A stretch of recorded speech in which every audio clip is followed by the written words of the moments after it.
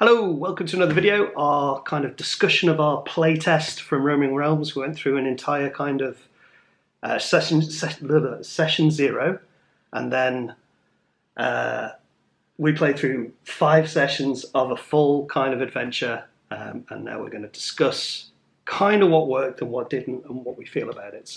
And explain the system where we maybe neglected to for the people watching. Yeah, because we were very much trying to see how the game flowed. For sure. Yeah, definitely.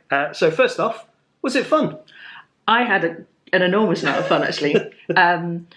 I genuinely had more fun than I was expecting. Playtests can often be quite clunky and a lot of stopping and starting, but I think filming it kind of helped with that a little bit. Definitely. And I think actually, yes, playtests can always be clunky and will always be clunky, but I was also really nervous about the 2-player aspect and the GMless aspect, because I think separately those two things can be very tricky in gaming, but together they could be very, very unknown and lead to all sorts of chaos in a good way. Yeah, I think it's really important to note that even though we'd sort of come up with this kind of system, neither of us knew how well it was going to work without a GM, essentially. You know, you're right, 2-player games can be a bit funny, but playing a game, a role-playing game without somebody running the world, it's a bit scary.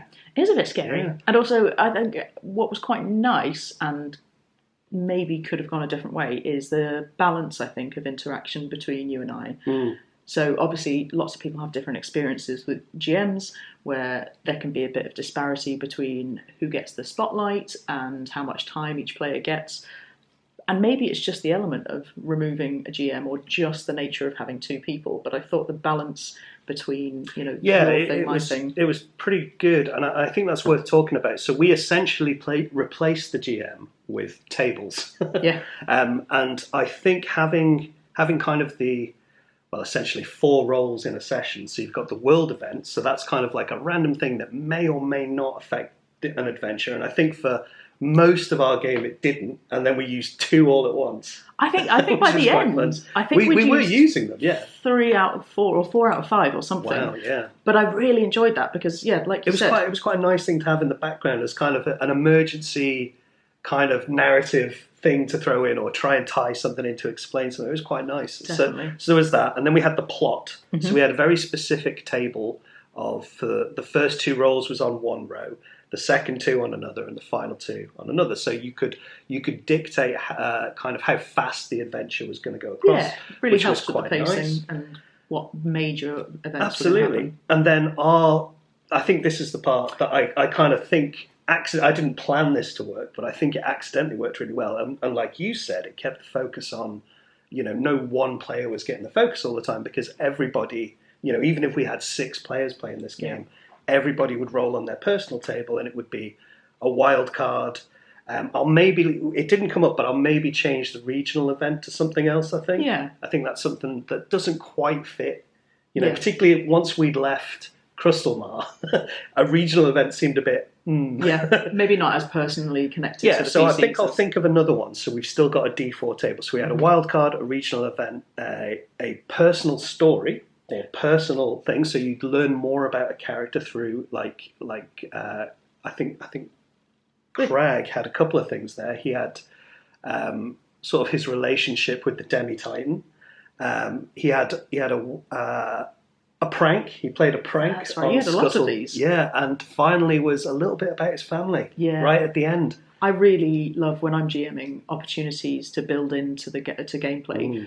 People exploring more about their past or delving into ideas that they may have had but haven't had the opportunity to come out and play. So I think that was a really nice way of it was really good. So everybody's going to have kind of a chance to kind of show their character off. And then the last thing on the personal tables was obviously the personal plot, which is not necessarily connected to the main plot of the adventure, but you're driving your personal story along. Yeah. So for you, yours came up quite a lot, I think. That's right. So finding your brief. Exactly, that became quite integral to the overarching plot, whereas we focused on yours because you happened to roll those personal stories a little bit more. We maybe learnt a little bit more about Crag's background and history and where he came from. And I love the wild card. The wild card was so much fun. Like you got accused of a crime that you actually committed. So yeah, I think Is it really a crime though to return animals to their natural habitat? And I think, when I wrote the kind of table out for the adventure, I thought, okay, we'll keep it simple. We've got to go find this mine, deal with whatever's in there, so Crustamar can mine it. Yeah. But the amount of weird things that happened, like that whole other village showing up, because we rolled that another village appeared on one of the wildcard things. And it sort of became quite a bit of a twist on the story. Yeah. So and we happened to be in the middle of the ocean, and we happened to be right next to a rock. So of course it was going to be a turtle. Why wouldn't I loved it be? that Exactly. twist. So I think in terms of making something work in a GMless capacity, I think we did quite well. So I don't think that's something I would like to change too much. Change around one of the personal tables, get rid of the regional events thing.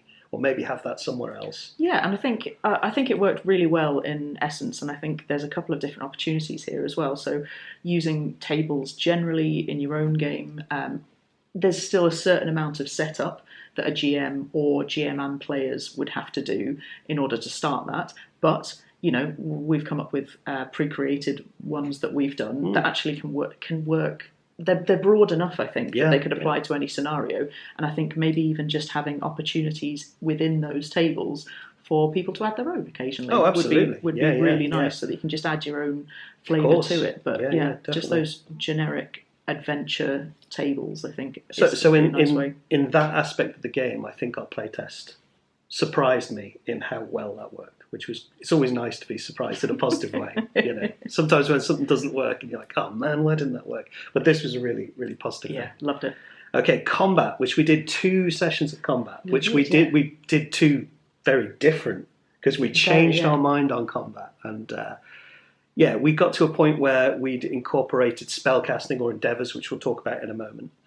But actually, I think we got combat flowing. We are going to change a lot in regards to the system, which we'll talk about at the end. But one of the things we're definitely going to keep is the action tracker. That worked really well. Really nicely, yeah. Really easy to see kind of who's acting, what's happening.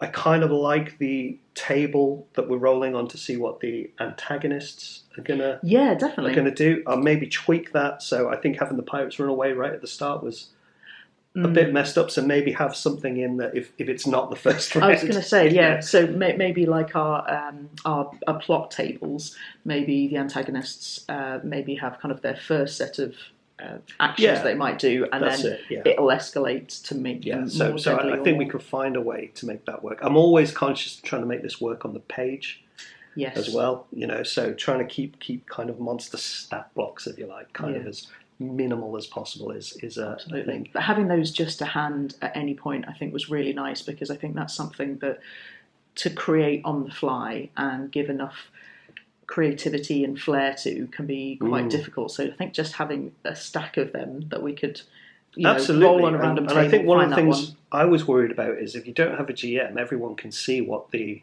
creature's going to do, so you know how to beat it. But having a table so that you're never quite sure what they're going to do or how they're going to act it kind of solves that problem, which was good. And quickly going back to the action bar, although we only had 2 separate areas of sessions of combat. Well, we sort of used the action bar 3 times. Really. Exactly, yeah. So I think it works equally as well for hazards, environmental things, anything where there's a time-based crunch. Chases, all that kind of thing. Yeah, I love a chase.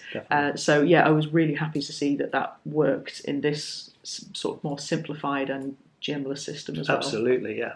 And endeavours. So we didn't really talk about endeavours so much. So mostly you saw endeavours through Elkhorn doing spellcasting. So spellcasting is one kind of endeavour. And we came up with a system.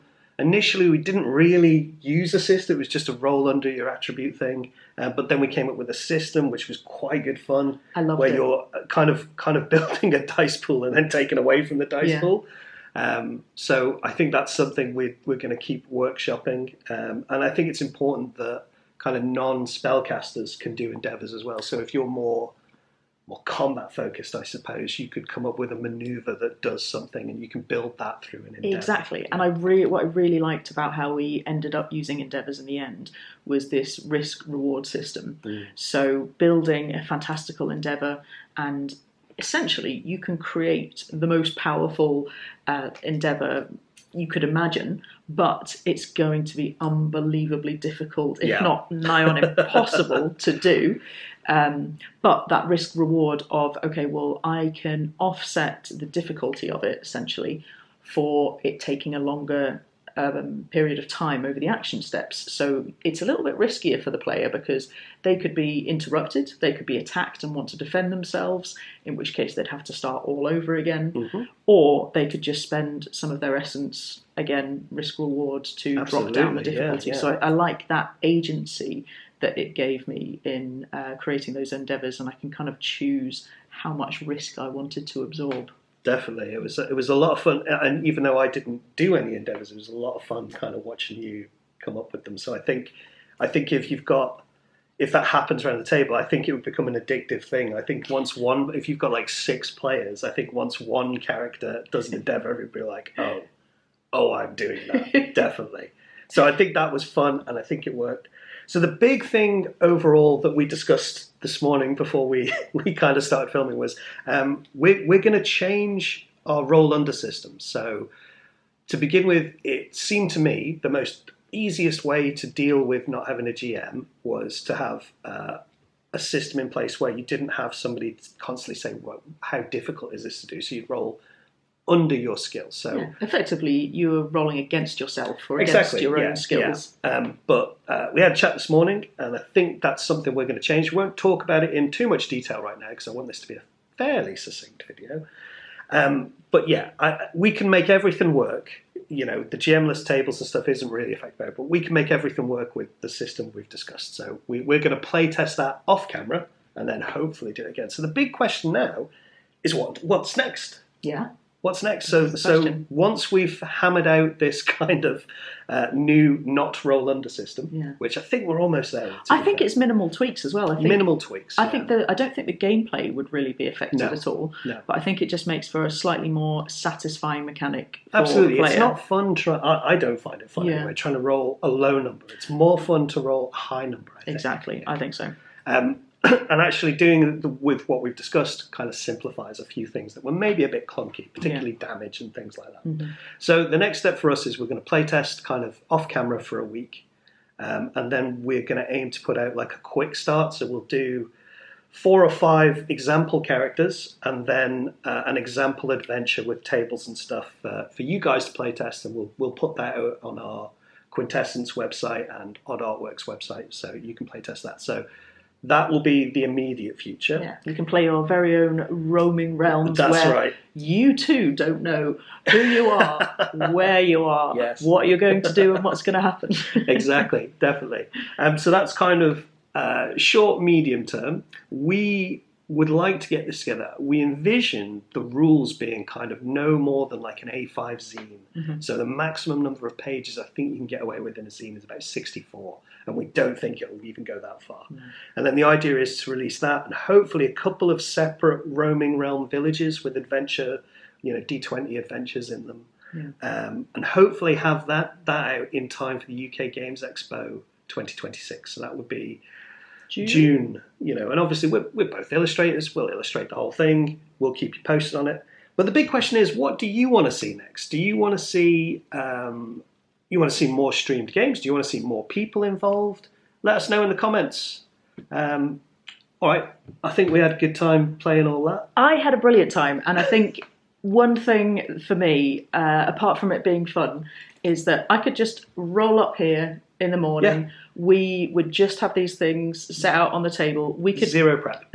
You can just get going straight away. And for me, that was one of the main things that I wanted to make sure worked, because I don't know about anybody else, but probably the major hurdle we have in terms of role playing is scheduling time. So being able to sit down and say, oh, we've got a couple of people here. We've got 20 minutes, half an hour. Yeah. I'd love to play a role-playing game, but we haven't done any prep. Here we go. Not a problem. Roaming Realm it. Roaming Realm it. Oh, that's got to be a t-shirt. Like I said, let us know what you want us to do with this. Do you want to see more games? Let us know in the comments below. As always, thank you very much. If you like the video, give it a like, subscribe if you haven't done already. Really helps me out here. And if you're able, join the Patreon. I put lots of information about role-playing games and art on there. Other than that, I suppose it's see you on the next time. Thanks for having me, Joe. It's quite all right, yeah.